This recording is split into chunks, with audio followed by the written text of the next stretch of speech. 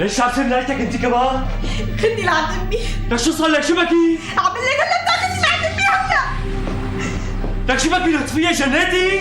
والله ما بنام هون اليوم والله. لك طولي بالك يا بنت الحلال. عم بقول لك خدني لعند امي هلا يا انا بروح لحالي ها. عم تضربني يا عصام؟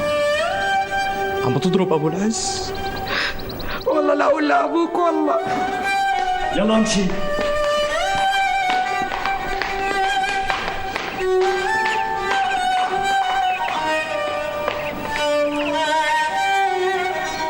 شو علي يا عصام؟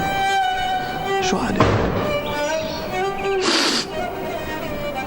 هيك ساوى فيك هالقليل الترباية؟ لك ما عاد في شي سكته يا امي، وحماتي ما حكيت معه ولا كلمه وصارت تشي معه كمان. ايه والله لقص له لسانه قص ورجيه مين بدها ترباية. شوفي لطفية، انت ما عاد الك رجعة لعندهم ومش رح اوعيكي. يا مو بس حسام ما دخلها ولا كلمة، ما بقبل ترجعي لعندهم الا ليلاقوا لك حل، ويا انت يا سلفك بالبيت، خليها تعرف سعاد خانم انه انت مالك مقطوعة من الشجرة. بس يا امي. ولا كلمة خلص اعمل لك غيري اوعيكي. يلا ايه